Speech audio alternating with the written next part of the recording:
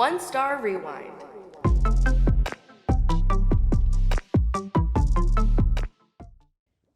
All right, listeners, we are back with another riveting episode of One Star Rewind.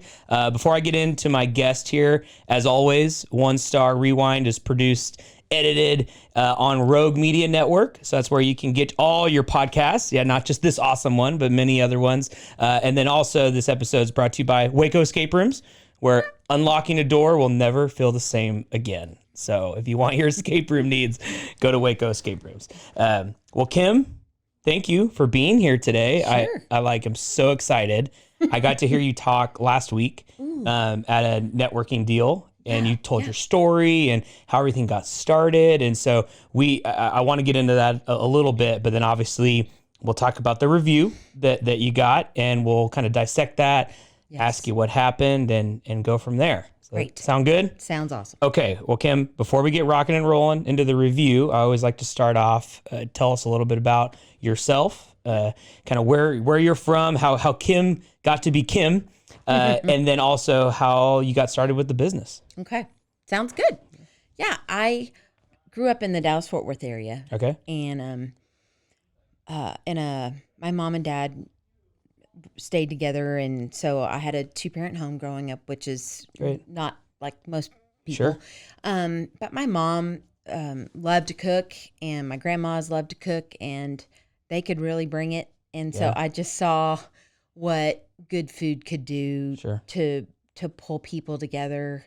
And my mom used it as a way of serving people. She would cook for 100 kids at youth camp, and and we always had the best food. It was like this time where it wasn't just like, I need this thing in 5 minutes, I'm on the go, I need to go somewhere. It was more like, let's sit down and really have that community and talk to people and things like that. I love it. Yes. Cool. And that was, that was kind of how I was raised. And so I saw that food could be used to celebrate occasions in life, wwhether it's, I got a good report card. Yes. I didn't have many of those, but I know what you're talking about. Yeah, no. Okay. Right. And so I think growing up, I saw the connection of like doing something with excellence and to bring people together. Sure. And so I came to Baylor in 1986 and graduated in 1990 with an economics degree. Yeah. And after that, I had really thought I'd love to actually go overseas and do missions, but I wanted to do business as missions, and take some type of business to another country. Really cool. But that's awesome. But I didn't know what that would look like. Yeah. I didn't have a clue. It's like, that'd be fun, Well, and Waco was just such a thriving town back then. It was. Exactly. I can't imagine you wanted to leave. Right. Waco now. Okay. And well, actually, that was what that's what I told my friends was like, when I graduate, okay, I'm not going to live in Texas. I will not live in Dallas. And the last place I'm going to live is Waco. Yeah. And then I've been here ever since. Yep, that's what happens. Does that suck, man? It sucks you in or whatever it does. Yes. It does. Yeah. But I did actually leave and go back to Dallas for a year. And then I did move back to do a missions training discipleship school at my church at the time, and was like, I'm going to go hike the Himalayas and reach the unreached. And then lo and behold, God just was like, look at these kids in your own community. Yeah. And it was just like, okay. Yeah.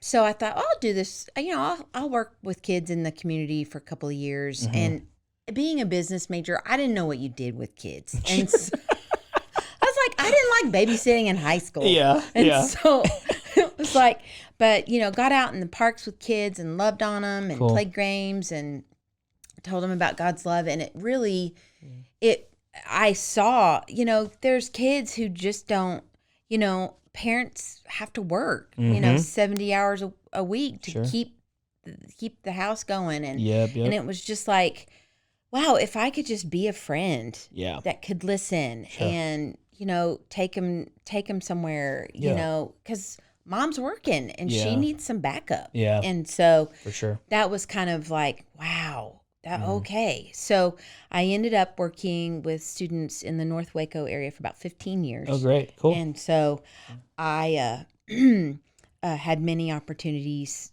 to experience, just walking with kids in the day to day. Yeah. And and really like getting to know them, right? Like really Right. becoming a staple in their life. I imagine. Right. I mean, maybe not all of them, but probably a few, or maybe it was everybody. No, But yeah. And you had your hand full that would be, Sure. your ones that you felt like you connected well with. Yeah. And that was always such an awesome opportunity. But as our kids got older and we had I think I shared this last week, as our kids got older and we had a after school tutoring and mentoring for our students. Okay. Our older students would leave the program because their parents would want them to go get jobs. Yep. Which I totally get. Yeah. But I would say about half of our students couldn't really handle holding on to a job. Sure. And, you got to call someone when you don't have a ride. Yeah. Things like that. Yeah. Which in the fast food business, it's like if you're a no call, no show. Oh my gosh, you're done. You're done. Yeah. I mean, we tell we have a program working with high school students, and you kind of saw some of them as you came in here. Yeah. We tell them like we're gonna have the most grace with you in probably your job career.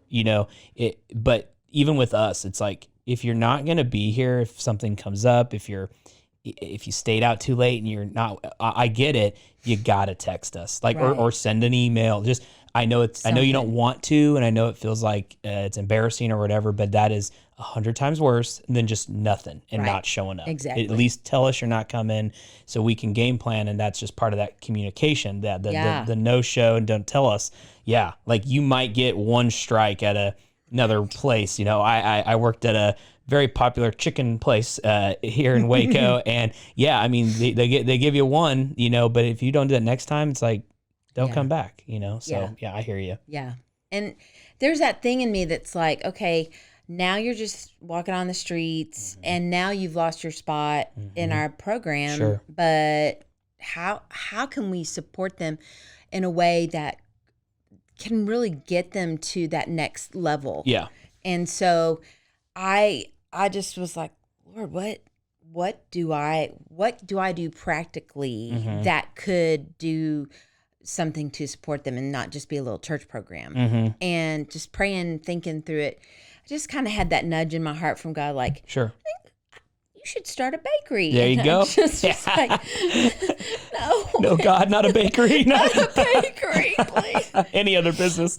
Right, no. right. Okay, I mean, cool. because it was just like food service is hard. Yeah, and like, and we'll get into this, but and you're the expert, but like the prep that goes into a bakery, it's like nothing like any other style of business. It's not throwing like a coffee shop. Not that I even know how coffee shops are run, but I don't think you're showing up at 3 and 4 in the morning to prep for coffee to be ready to be roasted, like unless you're roasting coffee. But dude, I feel you. The bakery business, oh baby. So okay, but you felt called. I felt called to do that. Cool. Okay. And then so I kind of phased out of working with the students to go start that, but then the economy, it was 2007. Okay. So yeah, sure. 2007, 2008. Yeah, we're about to hit a not very good time. Right. Gotcha. Right. Yep. So I go to work at Starbucks as a shift manager at 37 years old. Yeah. And all the shift managers are like 21. Sure. And I'm like their mom's age. That's awesome. So, I mean, it was like super humbling for me just because it's like I have a degree in economics and I've led lots of people, and here I am as a shift manager. Yeah. So it was super hard and super awesome. Yeah. Because it just stripped me of any pretense or what I thought about myself or what I thought other people would think about me. Yeah, definitely. So it was so character building. Yeah. And I ended up being a shift manager for like 7 years. But within the first 6 months of that, my health kind of fell apart, and I was having like 3 migraines a week. Oh my goodness. And it was like debilitating migraines. And I was diagnosed with fibromyalgia and chronic fatigue syndrome. So it was like I did about 35 hours at Starbucks, and I would go home and just pass out. And I was like, I can't do a bakery if I tried. Sure. Yeah. And so I kind of let that dream die. And then I was like, I guess I'll just be a shift manager at Starbucks for the rest of my life. Yeah.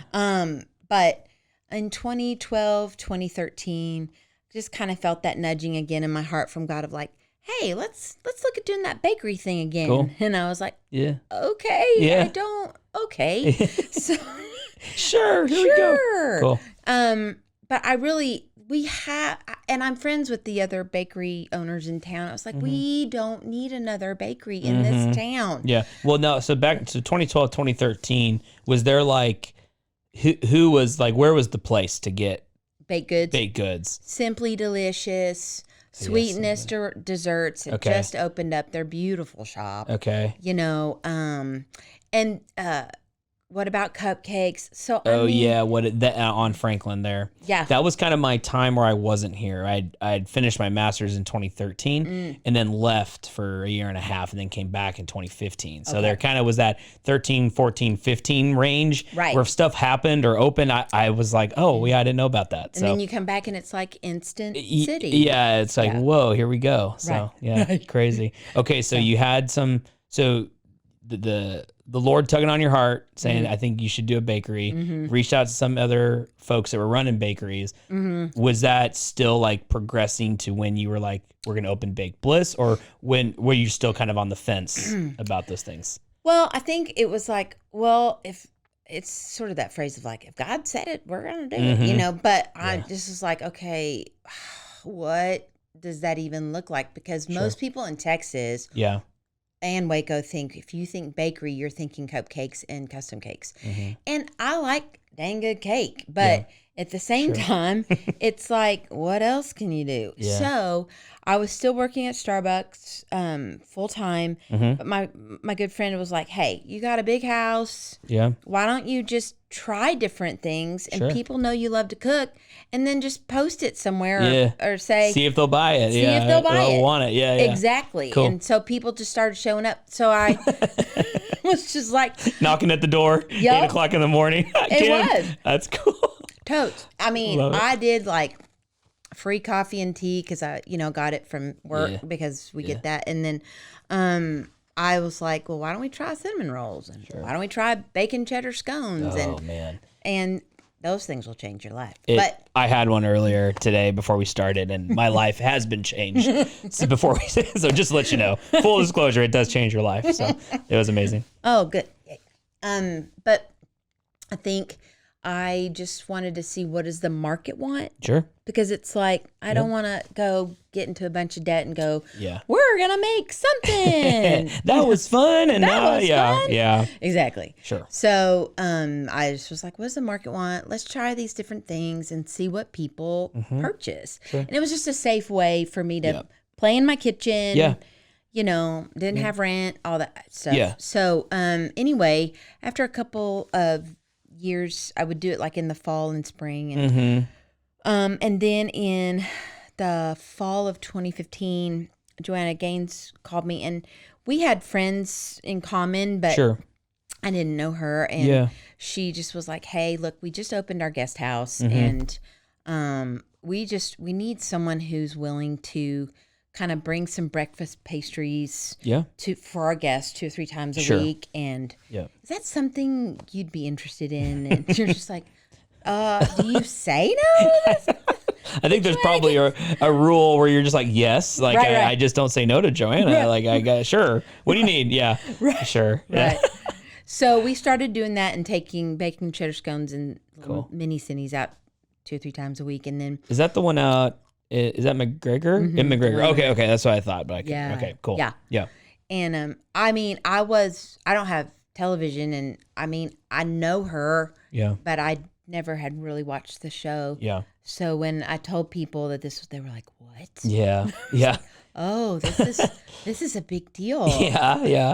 I remember my parents. My mom and dad loved any home makeover show.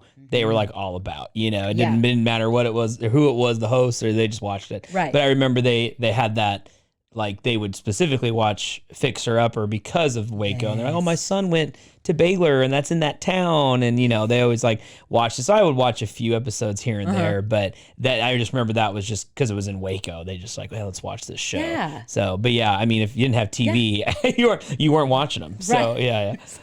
And then in January or February of 2016, she called me again and just said, we're trying to get a bakery opened on property for the silos. Yeah. But our visitors just keep growing exponentially. Sure. And we've already outgrown the bakery before we've even opened the bakery. Yeah. And so is there any way you could maybe do some wholesale product for us, like your breakfast pastries? We love your cinnamon rolls. Yeah. And so, it's like, sure. What she didn't know is I'd already been looking for like a year for a commercial space that we could afford to fit out. And sure. I was like, yeah, sure. And she was like, anything for you. Sure. Yeah. And then she's like, yeah. So one little catch is that we need to know in like 2 weeks if you'll be able to move out of your house and do this. Yeah. And I was like, sure. It's great. We have a spot in mind. Yeah. So, but the next day, one of my good friends calls me and says, look, hey, there's this old abandoned gas station that I pass every day on the way to work. Yeah. And, hey, if we can afford it, I'll fix it up and I'll be your landlord. Yeah. And I was just like, okay, great, sure. Give me a bakery. Yeah. I love it. And it was just like in down the street from Mission Waco, if you know where that is, in Dee's Mediterranean, between Bosque and Colcord on 15th Street. Yeah. And that area is pretty high risk in our community for years. Now, Mission Waco has just done a phenomenal job in the community. And so I had confidence going into it. Yeah. But the building was mustard and mauve. And great colors, by the way. No. Great colors. Yeah. And the mustard was like spray paint. Oh, no. It was awesome. Yeah. But it's just, it goes back to like, do I have faith to see beyond the nasty? Sure. And see what God wants to do. Yep. And so, anyway, looked at that. Within 6 weeks, my friend bought it. Cool. We fixed it up. Yes. So by May, we were moving me out of my house and into May of this is 2016 still? Okay, cool. Yeah. So I had to shut down retail sales because there was really no room inside the bakery for customers. Yeah. Because it was so small. Yeah. And I had to figure out, what are you going to do for customers? Yeah. And so that first year that we worked with Silos Baking Co., I was like, I'm an at-home baker. Sure. And we're making thousands of cinnamon rolls and scones a week. Yeah. And I don't know.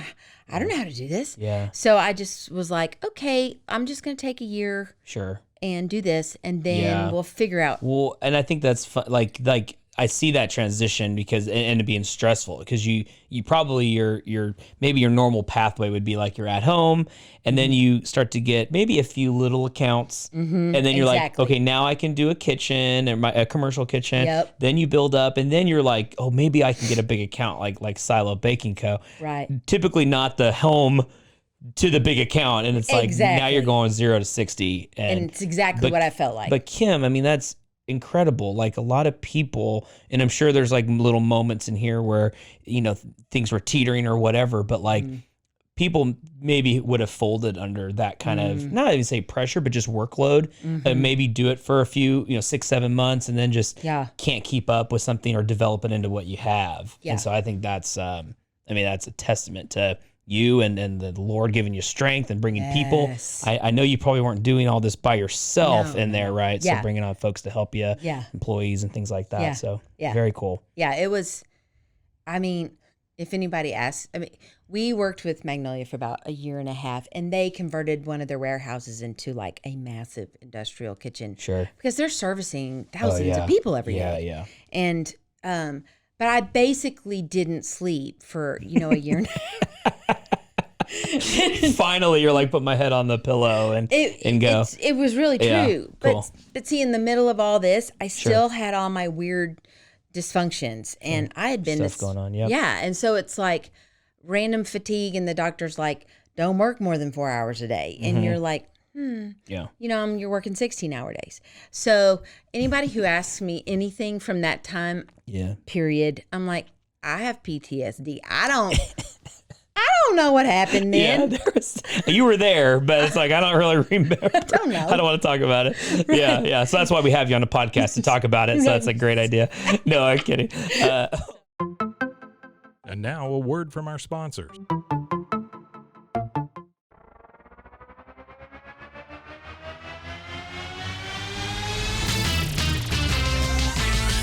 Frozen, heroes. Gonna tell you about frozen heroes. Gonna tell you about. Hey, I'm Zach, And I'm Mike. and we have a fantastic new podcast to tell you about. Bros, Foes, and Heroes. It's the two of us looking into the world of comics, breaking down some characters that you may have never heard of, and some that are just absolutely ridiculous. Yeah, so Zach comes up with a character each time, and I go into it just completely blind. I don't know who this person is or what their abilities are or anything, and basically I guess we kind of go over their origin story and just some of the ridiculous stuff that maybe, especially Golden Age stuff. Oh, Golden Age stuff is always the best, and we will make sure to highlight all of the shenanigans and just absolute weirdness of everything. Yeah, that's right. So subscribe today and follow us on Instagram at Bros, Foes, Heroes. And if you don't, I know where you live. Not really, but please subscribe. Frozen heroes. Gonna tell you about frozen heroes. Gonna tell you about.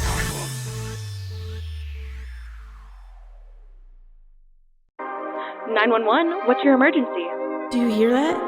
It's coming from the house. It's coming from inside the house? Do you mean? Could it be? The Poltergeist. New from Rogue Media. Two haunted hotties talking about haunted places. Every episode, we dive deep into the darkest places and give you a bit of history. We're getting spooky in all the right places. You've gobbled your last ghoul. Follow along for the craziest and spookiest stories with Debbie's Dark Tourism. The Stanley Hotel, Winchester House, The Alamo, Hotel Monte Vista, and more spooky places. Find us at _Poltergals. POLTERGALS. Look over your shoulder. It's us, The Poltergals. Wherever you consume the podcast, you can find us there.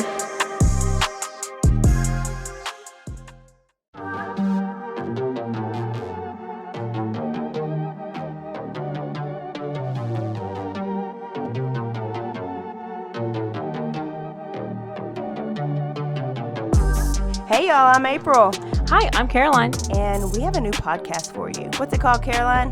Bloody Happy Hour. It's going to be your new favorite guilty pleasure. We're going to talk about some bloody stuff. Serial killers, true crime, rapists. Why not join us? We'll have a good time. You literally never know. I don't know what I'm going to say. Bloody Happy Hour. Apple Podcasts, Spotify, or wherever you listen to podcasts.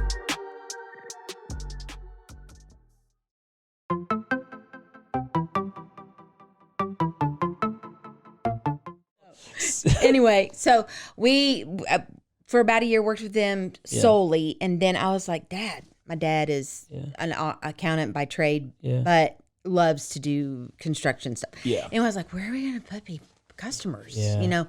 And so we were talking about it, and he was talking to his friend, he's like, I got an old FEMA trailer in the back 40 you can have. It's like, You got to love the friend like that. right? Because you're like, food trucks are dang expensive. Yeah, they are. And we had just spent all this money on tricking out the kitchen. Sure. And I was like, $16,000 to $25,000 for something that we could haul somewhere. Sure. And I was just like, So when that proposal came up, he hauled it here, and my dad and him like gutted the inside and made a kitchen on the inside. Cool. Then he's like, this is what I was thinking, we could do a deck. And my dad like designed and built this deck. Awesome. At like so cool. 78 years old. Yeah. I'm picturing now, like, as you're telling the story, I mean, I love your location. It's so cute. And I just like, it has that outside vibe and all the eclecticness. And now I'm seeing how this is all coming together. So it's so awesome. Isn't that fun? Yeah. And I just like, I saw it in my mind's eye when it kind of was coming together. I would tell people, we're going to have this and we're going to have that. And then when it actually did come together, people were like, wow, Kim, this looks amazing. Like, we didn't think you could do it. No. I mean, no. Yes. No. And people are like, you survived, you know. And, it's like, thanks for the help. Yeah. No. But it's like, I know. I told you 6 months ago what we were going to do. Anyway, so just when we kind of started standing on our own 2 feet, it was just having 7 years experience at Starbucks as a shift manager. And I don't think people understand when you're a shift lead at a restaurant or somewhere, you are taking on the expectations of the manager and corporate, and you're taking on the expectations of the employees who see you like them.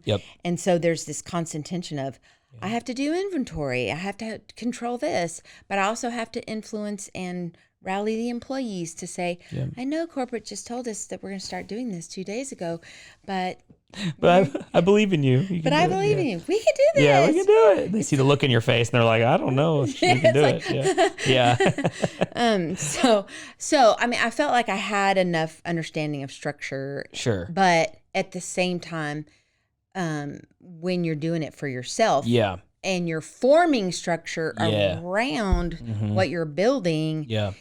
I feel like a majority of the bad reviews we've got, I've taken it in, whether or not I respond to most of them, but whether or not I respond to them, I'm like, let's learn from this. What needs to be filled out in our organization. And like I told you, it's like, I eat complaints for breakfast. Bring it on. Bring it on. I want to know. Because I want people to have a positive experience. And I feel like food is different than like going to Best Buy for a refrigerator. If your refrigerator breaks down, you've got that 5-year warranty, or you send it back and you just get a new one. But like one of the phrases that I like to say at Baked Bliss is a celebration of all things baked. And we use food to celebrate life occasions. And if you get a cake that isn't just totally awesome and you celebrate your grandma's 90th birthday, you can't get that back. No, you can't. You can't. No. And so that's pretty much what drives me. Is just that when you come, whether you're just getting a cinnamon roll for $5 something or $100 cake, that you're gonna have a memory of that moment. Or the cheddar bacon scone. Or the cheddar bacon that I'm still having a memory of. Okay, so 7 years? Is that how long you've been open now? 15 to... No, 16. Yeah, but we opened the trailer in May of 2017. So we just celebrated 5 years. 5 years. Serving like retail or customers being able to come up and do that. Exactly. Okay, 5 years. That's huge. Big deal. That's awesome. I just wanted to keep I was like, if we can get to 5 years and survive, then I can sit down and figure out what we're going to do next. That's awesome. Well, thanks, Kim, for coming on it. No, I'm kidding. I'm like, man, we could just talk to you all day. I didn't even realize we're doing a review here. So, okay, well, we'll transition, Kim. So here we go. Now we're going to talk about the review. Okay. So we got the baseline, understanding a little bit more of the business. This review, before I read it, so it was 3 years ago is what it says here. Yes. I don't have, let me check. Okay, we don't have a name on here, but that's okay. People can, was this a Google review? I think her name is Linda. Yeah, it was a Google review. Okay, I'm just making sure. So we'll say Linda. We sometimes like to put a name to it. It's all public information. So you can go look up this review if you'd like. But so 3 years ago from Linda. Yes, and Okay. it was in the spring. It was like Springtime. It was like May, I think. May. Okay. Usually, I think in the springtime, are people scaling back from baked goods because they're like, oh, I want to look good for summer. I don't want to. But then they start to get in like September and October, and it's like, oh, sweatshirts all day. Exactly. Now I can eat some cheddar bacon scones or Right. something. So maybe May's that done- played into it. But I think May's busy with graduations. and Sure. stuff. That's true. That's true. Like Yeah. the events and things, Yeah. the occasions. So And yeah. cool. All right, Kim, are you ready? Hit I'm also going to do my really dumb rewind noise. Okay. Do it. Okay, Kim, we are now going to rewind. I know you like that, Mike. Okay. 3 years ago, Linda said, I like how she apologized. This is a long review, and I apologize. Oh, so she's being really kind here off the top. Yes. I was there Friday, she even says this, duh. I was there Friday, May 30th, 2019, at about 10:15, I'm assuming that's a.m. PM would be pretty late. There was one other group of 2 women waiting on an order. First, you need to know that there is no inside seating. It's basically a building where they bake and a trailer. It is getting ready to pour rain. I place my order and it starts to sprinkle, and my daughter is cold because there is a fan on the patio. So I apologetically ask the clerk while she is processing my order to take it to go. And she looks at me like that's the biggest request ever, but agrees. So I sit and wait, and it's now raining. Not a big deal. Then she calls from the window and says, my coffee is ready. I add some sugar and take a sip, and the coffee is cold. I did not order an iced coffee. I ordered a large 16-ounce hot coffee. They offer 2 different sizes.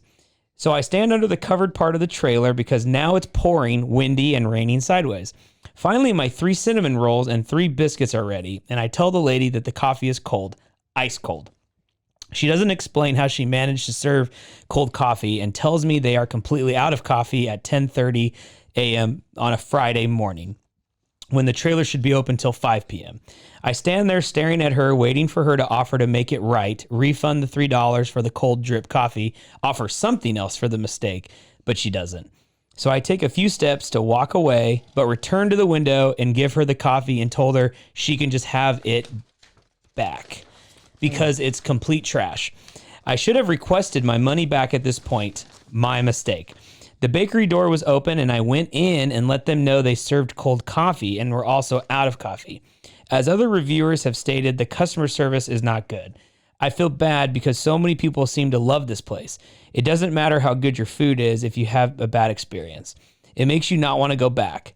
I also gave the girl a 15% tip that comes up on the screen when they are running your credit card, which is annoying. I mean, I don't tip the cashier at Chick-fil-A for ringing up my order and they don't ask me to. I say skip Baked Bliss, hit Shipley's for hot kolaches and hot coffee. The end of the review. Linda, you also had a very nice response to this. Thank you. As we kind of talk through it, if you want to pick out parts, we can discuss that. Okay. So, Kim, I'm going to ask the question. Yes. What happened? Give me the rundown here. It was one of those days where multiple things set us up for like extreme failure. Sure. So, I had 2 employees who were great in the trailer. They'd been with me a long time. Yeah. And they came to me separately, and said, "Hey, when school's out, when colleges, when school's out for the semester, Sure. I'm gonna phase out." But they'd already been with me like 3 years. Oh, dang. Okay. So it wasn't like they were like, Yeah. peace. Yeah. You Off the street, worked you for Right. a week and then left. Yeah, they were Right. with you a while. Okay. Right. But they had said that earlier on in the semester, and I was like, great. And in my mind, it was after the semester's over, mid-May Yeah. to the end of May. Mm-hmm. But I, again, learned the hard way that you say, can you put in writing what you would like the last day for yourself Sure. to be? Yeah, yeah. And so- When is that going to be? Yeah. Right. And so separately, they came and gave me their 2 weeks notice, like Like April. April to be like Sure. the end of April to be, because they're like, well, we kind of want May to be our playtime. Yeah. And I was like, Oh, Yeah. great. And we're still Thanks. so young and people Yeah. don't know us. It's like people walk into Jack in the Box and Starbucks every day looking, put in an application. Sure. You Yep. know, but people still didn't know who we were. Yeah. So we didn't have people beating down the door to work for us. Sure. At that time. And so I already knew it was going to be here. We get to pull on our big girl pants, and May is just going to be a push. Yeah. I was looking for people at the same time. Well, we had just decided to subscribe and be in the Waco Today and have an advertisement. in there. Yeah, for sure. And they had said, "Hey, we want May to be the feature article Oh, baby. for June." Sure. And so we want to do this big long article, and I was like, "Great! It's going to come out in June." Okay. But, no one told me, and if he did, I don't remember. But that the Waco Today always comes out like 2 or 3 days early, before June. So Sure. the June issue came out the Wednesday before June 1st. Okay. I didn't know. No. And at that time, we only really had enough business for someone to actually live in the trailer to serve customers on a Friday and a Saturday. Sure. That Yeah. and so I just was like, okay, we can do this. Mm-hmm. But no one told me that it was coming out on Wednesday. Yeah. So all of a sudden, there's like a ton of Yeah, people. you got all these people showing up. Right. Yeah, and it's Memorial Day weekend, and May Exactly. 30th, so you're having people in town. I mean, it's just crazy. Yeah. Yeah. And I didn't anticipate. I thought it was coming out the next Sure, week. yeah. And so we're running. And I happened to have a migraine 4 days straight in the middle of this week. Mm-hmm. Yeah. And it was like, okay, it's just dawning on me. We're having, okay, they're coming out.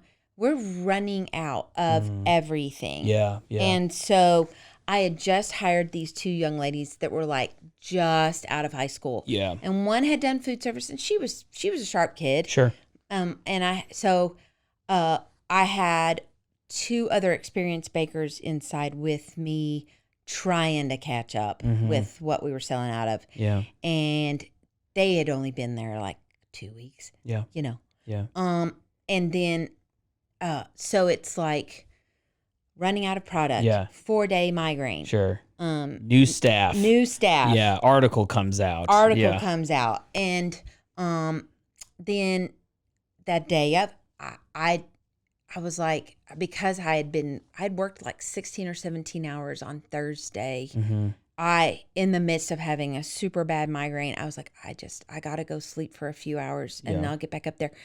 And I didn't know we only had one thing of coffee in the trailer. No one, it's that whole thing when you have new people, it's like, if you're running low on something, get that refill coming. Yeah. Or like beans, coffee beans. Yeah. If you know you're like only have a half a bag of coffee beans, let me know. And we'll go to the grocery store. Sure, and we'll get some more. So it's like 11 o'clock or midnight Thursday night, and I so I didn't know we didn't have coffee beans. Yeah. And so I find out Friday morning at 7 that we don't have coffee beans. And so, but I mean, there was just no way to go get coffee beans. But it was like, as soon as there's a break, I'll go get some coffee beans. Sure. And so then the other element is that what this precious lady didn't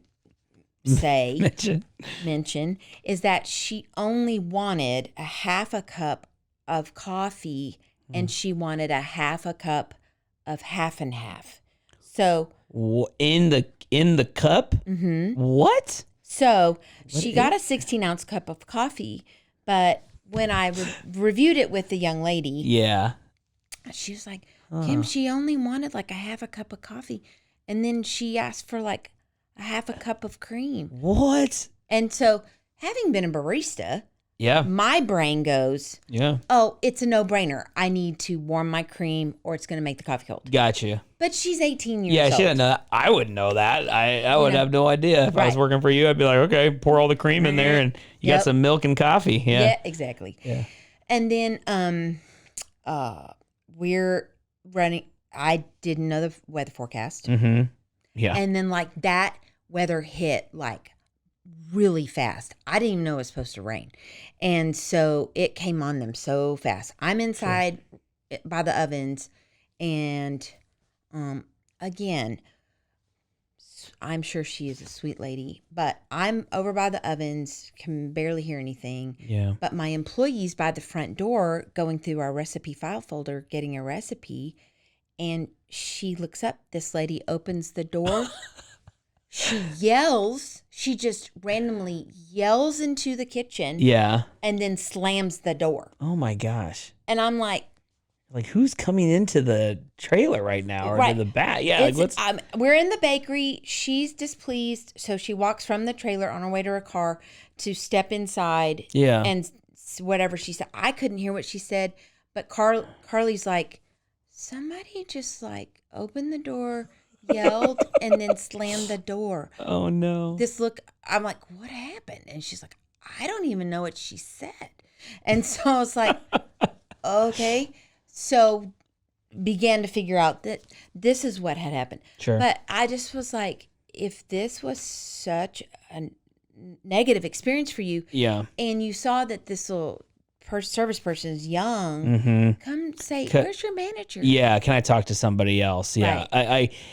I think it's, man, they mentioned nothing about the baked goods, right? I'm assuming she loved them, right? She just, so it's like this, it's like your primary reason that you are in business and why she's coming to you is that these treats are delicious. The bacon cheddar scone, the cinnamon rolls, right? So then it now becomes this whole review centers around this side. I mean, I'll call coffee a side item, but like this thing that I'll get the cinnamon rolls and then I'll get a coffee too, know, right. And so having this be the reason that kind of sets her off may tell me that maybe something else, maybe having a bad day leading up to this, and this was just like the final straw, Yeah. But yeah, to come in and not like to really make it right, asking for a manager. Is your owner here? Like, can I talk to somebody? Like, this coffee wasn't good, and so can I get a refund, or can I get another coffee? And then she asked for another one, or they say they're out of coffee.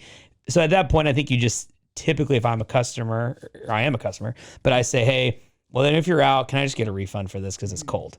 Yeah. And then everybody's, right. I mean, maybe she's not extremely happy, but that's not leading to a one-star review that is hard to understand. Yeah. Is that really being constructive, And when you have like multiple 4 and 5 stars, yes, and then a 1 star can like take you down. I mean, it can take you down. Oh my gosh, yeah. The two things I was going to say are just, and we always mention these things just about small business, is one, you mentioned the employees, right? And your traditional rule of thumb, your 2 weeks notice, right? The tale as old as time. If you're leaving a job, it's just polite to give a 2 weeks notice. That's just what you do if you want to leave on a good note with whatever company or employer you're with. Yeah. So totally makes sense. I feel like there almost should be a rule with like a small business or something that's like, not saying all small business is family owned, but just like if you have that kind of relationship, 3 years working for you, like they genuinely are like family at that point. Yeah. Like give a month's notice, or like, and I know they were telling you, hey, I'm leaving at the end of the semester, but like when you give your official day, give me like a little bit more time, because you're right. This isn't some big chain where they have just applications sitting in an inbox and you can go to the well. Right. This is going to take a little bit more time to find someone. So that, just on a total aside that had nothing to do with the review, I just want to say that. But yeah, the second thing is the reviews can be so detrimental. You go look at Chick-fil-A, they'll have 20,000 1-star reviews, but it doesn't matter because it's Chick-fil-A, right? Right. So I think when customers have to like dissect, or they're thinking through, I'm frustrated, I'm just going to slap this review down. It does. It can carry more weight, and you might be doing more harm than your frustration is weighted. And it could just be a conversation with the owner, or even just like an email or something that just says this is what the issue was. Yeah. So yeah, I'm with you. It is. That's, and especially when there are many 4 and 5 stars too. Right. I mean, you can go look at your business page, Facebook, Google, and be like, wow, this place is great. People love this place. So, the one-offs, it always tells me it's just it's frustration. There was something else. I mean, I get the weather and it's raining. Even if you go look at pictures of your spot, you're going to know it's outside. So that's part of the eclecticness, the coolness of the venue. And there's a lot of cool spaces that are outdoors. So I know she mentions that as kind of being maybe not a negative, but just was like, oh, and it's outside. So the rain was being an issue. I mean, I grew up in Oregon where it rains, 300 days out of the year. So you're just like, you just kind of used to it. Like I'll wait in the car or I'll just sit under a tree and get dribbled on a little bit. But, so from this review, was there anything, and I know we touched on this kind of before we got into the review, but we always like to talk about, did it affect how you do business moving forward or how you train or anything? So did this review specifically, when you read it, did you go back to the staff and say, okay, we're now going to do closing duties is now checking the coffee or making sure we have bean? Did anything like that happen from this review? Yes. Okay. So it was, set up, and that's my thing with reviews is like, what do we change to be better? And it was, I feel like cold coffee, that's a really hard one to train everybody to say. Yeah. Because that was such a rare request. It was. But the whole, we're gonna have enough inventory to do at least 2 days worth of business if something happens and we can't get to the grocery store. Sure. There just has to be enough inventory. Yeah. And so inventory control was a big thing of like, how do I set up a structure for better inventory control? Yeah, for sure. And I think it was really, I think every 1-star review that I read, it's good for my employees to see my response. Yep. And then to say, okay, let's all read this. Yeah. And I think people, if you've grown up in a healthy world of like where discipline's a good thing, then you can emotionally step back and go, okay, she was frustrated, but what do we learn? Yes. How do we be better humans? Totally. There are, and that's something that just over time reading reviews or getting my own 1-star reviews or interviewing business owners like yourself, there is a little bit of nugget of truth in all of it. Exactly. Even if it feels like, I'm so frustrated at this customer that left this review. Right. And they're crazy, they're ridiculous and whatever. Right. There's always like a little something in there that's like, It's okay, exactly right. yeah, we probably could have been better there. So it's good to have that perspective, because if you just toss out every bad review you get and just say, unlucky or didn't matter, you're probably missing some teachable moments. Yes. And it's just having the head to like dissect it and not be like upset about it. I usually reviews, like looking at it the next day, like, so you've kind of had a moment to process, talk to the staff, right? Yeah. And I know you were there, but you were at the ovens or not like directly with this customer. So it's good to kind of get the opinion from the staff and see what's going on. Yes. The detail in this review is interesting. I always like to try to pick out little interesting nuggets about all these things. Usually, like I was there at about 10:15. She was describing the scenario, the way it was raining, how her thought process of do I walk away or come back, like that. Usually, you don't see that kind of detail in a review like that. So I always find that interesting. Exactly. That she takes the time to like let you know or let anybody that reads it know like what her thought patterns were as she was like deciding, how do I go and tell the staff that my half coffee, half and half was cold. That doesn't surprise me. But so I find that interesting. I thought that was a little tidbit. At the end where she mentions giving the girl a 15% tip that comes up on the screen, she says she calls that annoying. And I know this was 2019, but today, I mean, I don't go to a place that doesn't say that. Like and there are even some places like food always like doesn't surprise me. I'm not annoyed by that. It's, they're not coming out and serving you because it's an outdoor, like tips seem normal in that setting. Yeah. You even get tips now where it's like, you're going to go get your oil change. And it's like, oh, can I get a tip? Or, it's like some random stuff. And you're like, why would I tip you for that?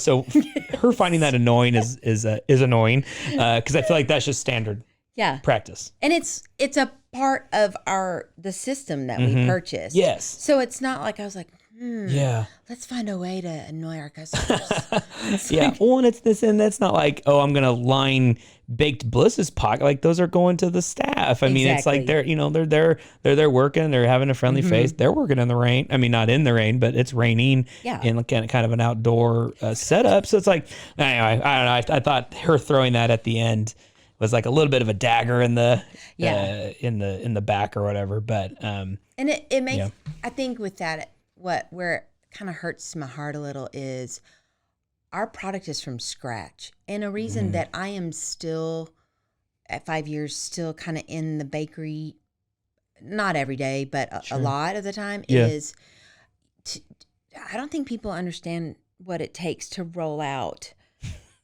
20 pans of cinnamon rolls by hand. They don't. And so when someone's like, $5.50 for a cinnamon roll, and it's just like, when you say that to my employee, which that did happen one time, I feel like you're saying to my employee, your effort is not worth my purchase. Sure. Yeah. And so that just kind of hurts. For my employees' sake, and me, because I did create a lot of the recipes, not all of them, but a lot of them. Yeah. And so but it always goes back to if you can take the sting out of what that person just said to you, like you said, what's the nugget that I can take and shape the business and be better? Because my mission statement for Baked Bliss is we exist to create bliss. Sure. And bliss means heavenly joy or heavenly salvation. So if I'm going to come in every day and go, my customers are going to have a heavenly experience. Yeah. My customers are going to have heavenly food. And even one of my new hires that I've been training, he's like, he's worked at other bakeries. He was like, when you first started training me, I was kind of annoyed that there was so much attention to detail. And I was slightly annoyed with that. But what I've learned is you really care about what you're giving your customers. Yeah. And I have more confidence working here because I know what the time and the care we're putting into these things. Yeah. Yeah. That totally trickles down to your staff. Like they know Kim cares. The detail that she's put into this, you're not just doing that to annoy your staff. Like that's done for a reason, and there's a purpose behind it. And I think they do. Maybe in the beginning, they're not used to a job with that kind of detail, but that doesn't mean it's a bad job. That just means, oh wow, I'm actually working for an owner that really genuinely every cinnamon roll that comes out of this joint or every cheddar bacon scone. How many times am I going to say it on the podcast? But like that those all individually matter. This isn't just some get it out and who cares, So that's a big deal. And I think that's why people, I mean, Kim, you get so many people come to your place. Like that's why people show up. And the one-off weird ones. I think this is it's phenomenal in a way because this review being a 1-star is just talking about the coffee. Like she knew, well, shoot, the cinnamon roll is really good, but so I'm going to complain about the coffee. But I think that's just a testament to what you have going on, and you're going to keep going. I mean, it is a Waco staple is what you have, and things that have come up in the last few years, I love it. I love that the town's growing, and I love that there's new ideas and new, bakery, all your cookie places now, like all this stuff, right? Yeah. But I think it's always good to kind of have those ones that are kind of pillars, you want to call it, of just like kind of when the town started to change or more people showed up or whatever you want to call it. But like, that was super pivotal. So, but yeah, man, I think I'm glad you replied to the review. I'm glad, you're able to talk to your staff about them. I think that's always really good. So, okay, Kim. Okay. So we're wrapping up. Okay. We rewound. So we talked about the past. We read the review. The present, you and I are talking about it now. Future, we just kind of things that you were changing, from the review, if that changed how you do your business moving forward. Yeah. Our final thing we always do is I'm going to be Linda. Okay. I'm Linda now. I want my coffee, half, and half. Okay. So no, but if you had kind of one last thing to say, if you were going to say one thing to me, to Linda, what would you say right now if she was in the studio in this chair sitting across from you? I think more than anything, I think when you look someone in the eye and you really listen, I would say, Linda, is there anything else that you just need to get off your chest or think that would be an improvement for how we could serve you better? And then I would say the things that I've said before is I can't give you that coffee experience back in that moment or the pastry experience that, or whatever that moment was that was so negative. But I want you to know that we want you to really encounter a place of peace and love and joy when you come here. And so if there's anything else that you think would be good for us to hear, cool, just let me know. Good. So okay, I appreciate that, Kim. I'm Linda now. No, but cool. Well, Kim, thank you so much for coming on, telling your story, talking through a review. I always appreciate the time. Yay! Great. You have a good day. Thanks. Yeah.